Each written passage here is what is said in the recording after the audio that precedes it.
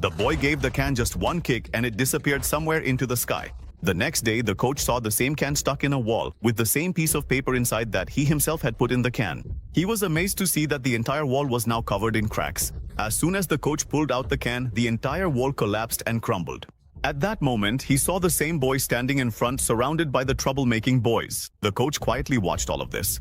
The boy didn't want to fight, so he demonstrated the speed of his kick. He also showed the speed of his other foot, but just then, one of the bullies threw a football at him with force. But when the boy threw the football back, it flew far away and landed at a distance. The coach watched all of this in astonishment. The bully dusted off his collar and got up, but the football had hit him so hard that he collapsed to the ground, vomiting. Now the Kung Fu master stood in one spot repeatedly kicking the football, and all the boys were taken down one by one. The coach was amazed at how a person's aim could be so perfect. After the fight was over, the Kung Fu master started drinking soda, enjoying himself. Just then, the coach came over and fell at his feet. He said, "I can make you rich, I'll train you, and one day you'll win the World Cup."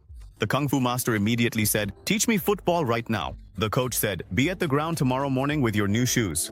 But the Kung Fu master was only wearing pieces of leather on his feet, which he had picked up from the trash and tied to his feet with the help of a plastic bag. He did have an old torn pair of shoes, but yesterday he had given those shoes to the dhaba owner because he didn't have any money for food. The next day, he stood with great longing in front of a shop window where a shiny new pair of shoes was displayed. But just then, the owner chased him away thinking he was a beggar. He reached the ground at that time and took a football from the coach, but when he kicked it, the ball went so high that it never came back down. They cooked food and ate it. Only then did the football finally come down. Everyone pounced on the football like animals. But the coach forcefully separated everyone and started training them properly. The Kung Fu master was not allowed to play because his power was too great. The coach gave him a lot of eggs and said that now he would have to practice with these eggs so that he could learn to control his power. After breaking thousands of eggs, the Kung Fu master finally mastered his power.